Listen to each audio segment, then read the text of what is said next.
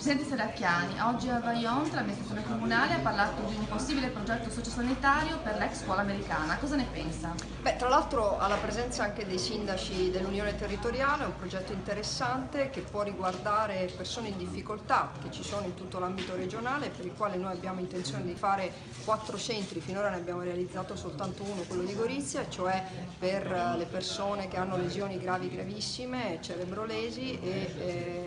la necessità, così come prevede la riforma della sanità, di fare un centro di questo tipo in ognuna delle ex province è una necessità per i nostri cittadini. Qui abbiamo fatto un ragionamento interessante, vi sarebbe già il luogo, c'è la necessità ovviamente di dialogare con l'Agenzia del Demanio, c'è la disponibilità dei sindaci a partire evidentemente da quello del Vajont, di Vajont ci potrebbero essere, questo sì molto interessante, anche delle collaborazioni pubblico-private. Si tratterà di fare un progetto serio fino nei dettagli e capire quello che è possibile fare, però la collaborazione si è avviata.